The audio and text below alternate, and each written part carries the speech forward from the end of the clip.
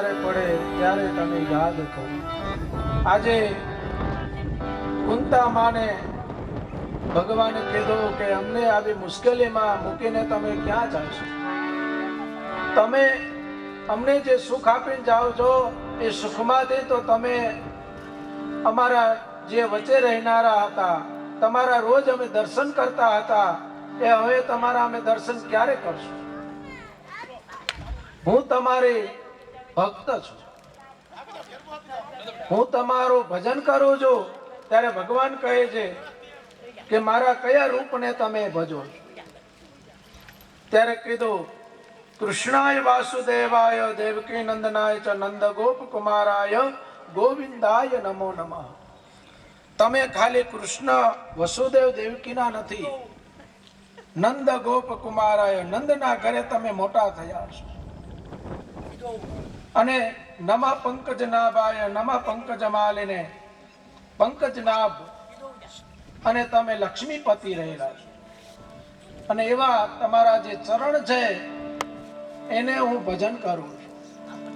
એવા તમારા જે ચરણ છે એને હું દરરોજ એને પ્રણામ કરી અને હું તમને યાદ કરું છું.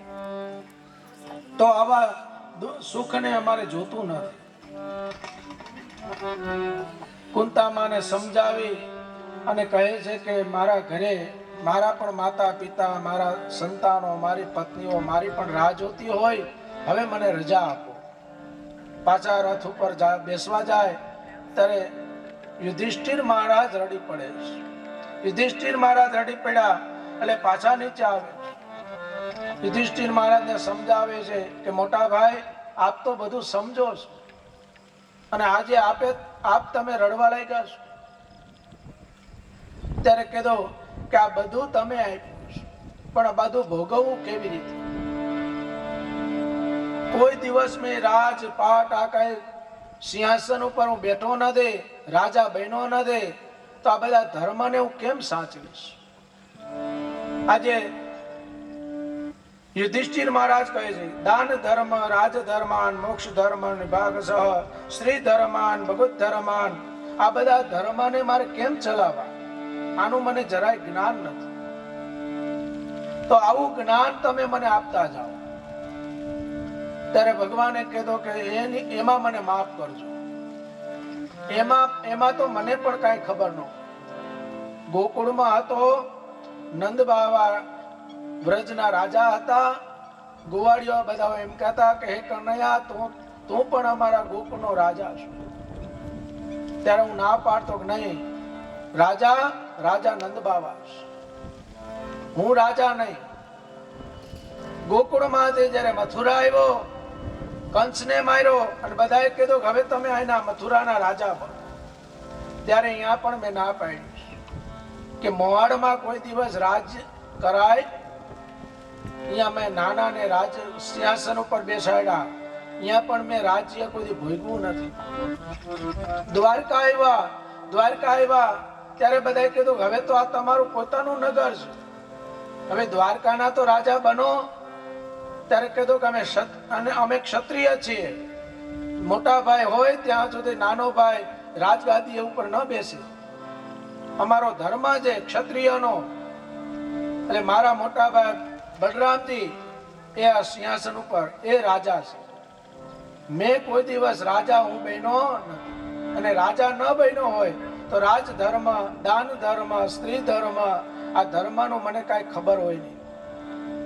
તો કોઈ રાજા હોય અને એ રાજાને તમે જઈને પૂછો તો બધું એને ખબર હોય. તો કે હવે કોણ છે એવા વડીલ? હવે એવા કોઈ વડીલ તો રહ્યા નથી કે આપણે એની પાસે જઈ અને આપણે આપણો જે પરંપરાગત હોય, આપણે કુળની પરંપરા હોય એ આપણે એને પૂછીએ. ત્યારે કોઈ એમ કીધું કે ના, એક છે.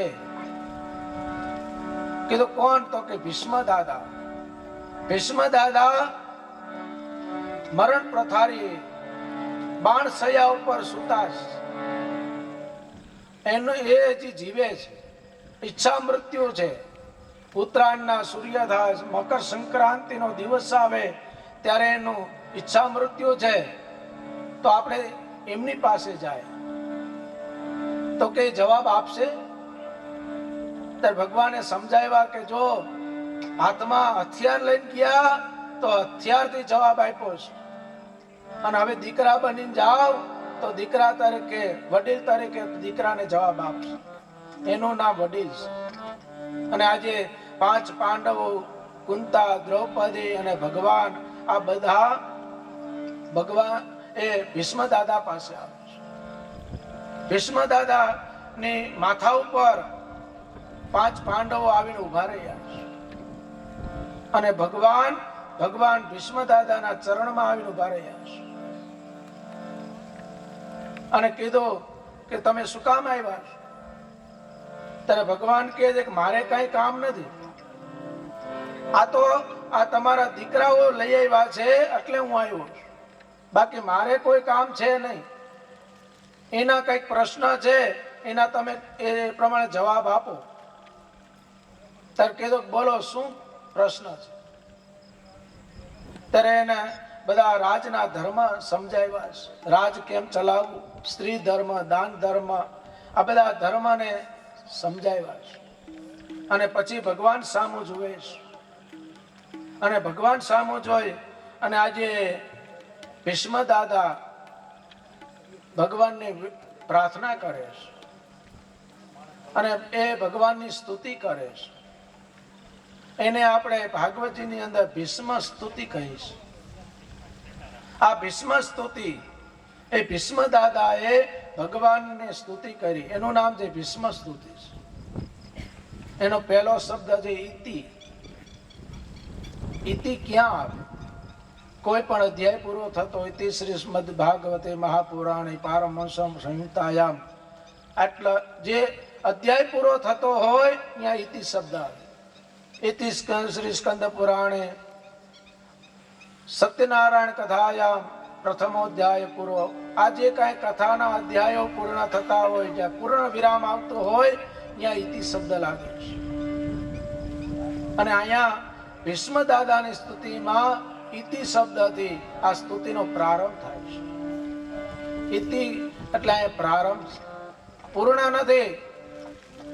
જીવન પૂર્ણ થાય છે ત્યારે ઇતિ, બાકી જીવનની અંદર જે થતું હોય એ બધું ઇતિ, એનાથી શરૂઆત છે. અને આજે ભીષ્મ દાદા ઇતિ શબ્દથી શરૂઆત કરે છે અને ભગવાનની સ્તુતિ કરે છે.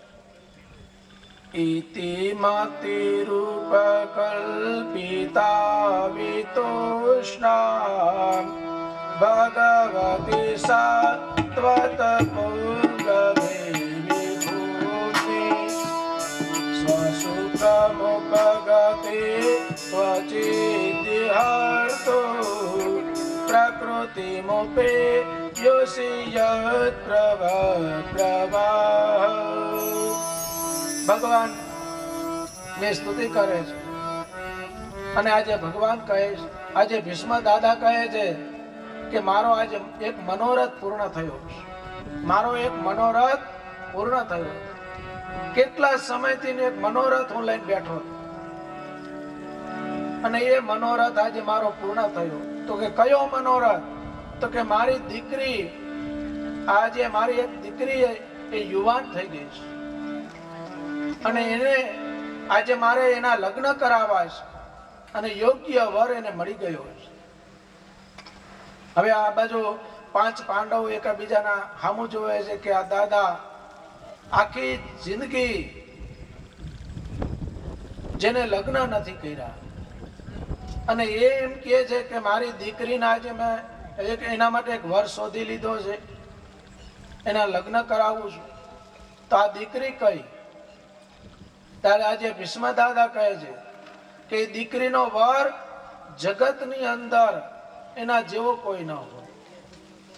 ઘણા માતા પિતાના મોઢેથી આપણે સાંભળીએ કે દીકરીના સગાઈ કરે એટલે એ પોતાના સમાજમાં વાત કરે કે અરે મારા વેવાઈનું ઘર, મારી દીકરીનું જે સાસરું છે એ અમારે આખા સમાજની અંદર બહુ મોટું માથું છે, એના જેવું થાય નહીં, બહુ મોટા માણસ.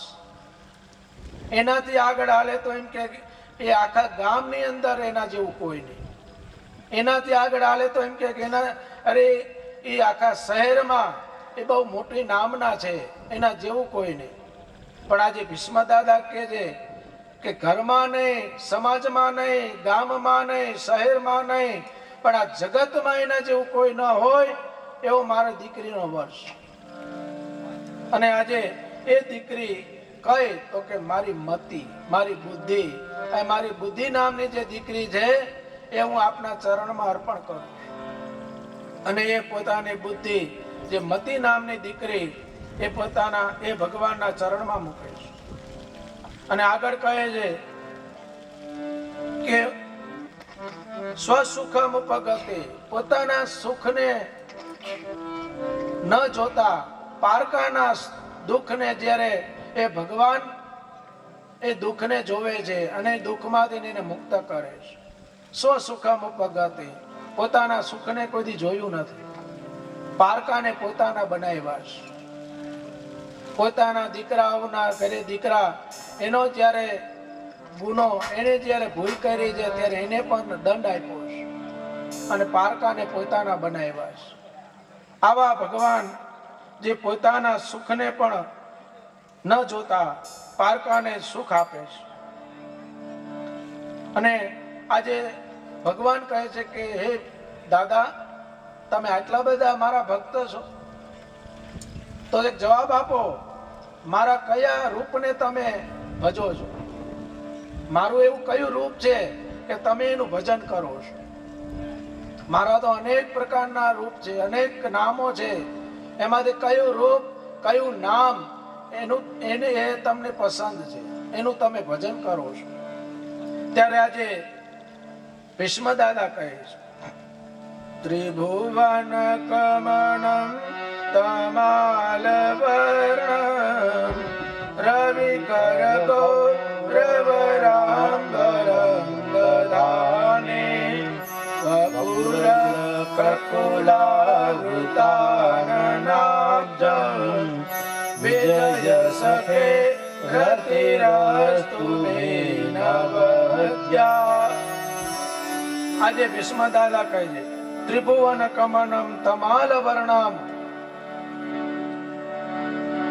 ભગવાનને કહે છે કે હે ભગવાન, રણ મેદાનની અંદર અર્જુનનો રથ લઈ અને તમે જ્યારે નીકળ્યા હોય અને મધ્યાહને સૂર્ય તપતો હોય, આગળ ઘોડાની રજ ઉડતી હોય, મોઢા ઉપર પરસેવો વર્યો હોય અને ઘોડાના પગની રજ ઉડતી ઉડતી તમારા મોઢા ઉપર પડે અને તમારું જે એક તમાલ વર્ણમ, એ જે વર્ણ રવિકર ગૌર વરંબરમ દદાને, એ સૂર્યનારાયણના તાપને લીધે જે પરસેવો વર્યો છે, એની ઉપર ધૂળ લાગી છે, એ રૂપને હું ભજું છું.